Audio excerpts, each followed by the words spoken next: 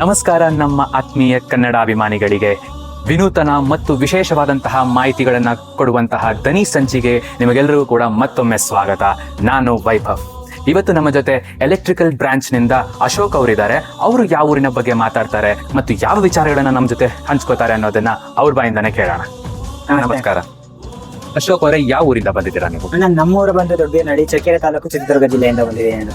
ಖಂಡಿತವಾಗ್ಲೂ ವೀಕ್ಷಕರೇ, ಚಿತ್ರದುರ್ಗವನ್ನ ಕೋಟೆ ನಾಡು ಅಂತಾನೆ ಕರೀತಾರೆ. ಯಾಕೆಂದ್ರೆ ಕೋಟೆಯನ್ನ ಕಟ್ಟೋದಕ್ಕೆ ಬೇಕಾಗಿರುವಂತಹ ಪ್ರತಿಯೊಂದು ಕಲ್ಲುಗಳು ಕೂಡ ಅಲ್ಲಿ ಒಂದೊಂದು ಕಥೆಗಳನ್ನ ಹೇಳ್ತದೆ. ಅದ್ಭುತವಾದಂತಹ ಜಾಗ ಅಂತ ಹೇಳಿದ್ರೆ ತಪ್ಪಾಗ್ಲಾರದು.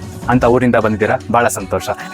ಚಿತ್ರದುರ್ಗದ ಬಗ್ಗೆ ನಮಗೆ ಒಂದಷ್ಟು ಮಾಹಿತಿಗಳನ್ನ ನೀವು ತಿಳಿಸ್ಬೇಕು ಅಂತಂದ್ರೆ ಏನ್ ಹೇಳಕ್ ಇಷ್ಟಪಡ್ತೀರಾ? ಖಂಡಿತವಾಗಿ ಅಣ್ಣ, ನೀವು ಹೇಳ್ದಾಗೆ ಚಿತ್ರದುರ್ಗ ಅಂತ ಅಂದ್ರೆ ಬರೀ ಕೋಟೆ ಅಷ್ಟಕ್ಕೆ ಸೀಮಿತ ಆಗಿಲ್ಲ. ಚಿತ್ರದುರ್ಗ ಬಂದು ತನ್ನ ಪುರಾತನ ಕಾಲದ ಇತಿಹಾಸ ಹಾಗೂ ಅದರ ನಾಗರಿಕತೆ ಪರಂಪರೆಗೆ ತುಂಬಾ ಪ್ರಸಿದ್ಧವಾಗಿದೆ ಅಂತ ಹೇಳಕ್ ಇಷ್ಟಪಡ್ತೀನಿ. ಅಷ್ಟೇ ಅಲ್ಲದೆ ಚಿತ್ರದುರ್ಗ ಬಂದ್ಬಿಟ್ಟು ಸುಮಾರು ಬಾರಿ ಮರುನಾಮಕರಣ ಆಗಿರ್ತಕ್ಕಂಥದ್ದು ಇದೆ. ಇದ್ರ ಜೊತೆ ನಾವು ಹೇಳ್ಬೇಕಂತಂದ್ರೆ ಚಿತ್ರದುರ್ಗದಲ್ಲಿ ಅತಿ ಹೆಚ್ಚು ಮಾಸ್ತಿಗಲ್ಲು, ವೀರಗಲ್ಲು ಮತ್ತೆ ಪವನ ವಿದ್ಯುತ್ ಸಹ ಇರ್ತಕ್ಕಂಥದ್ದಿದೆ.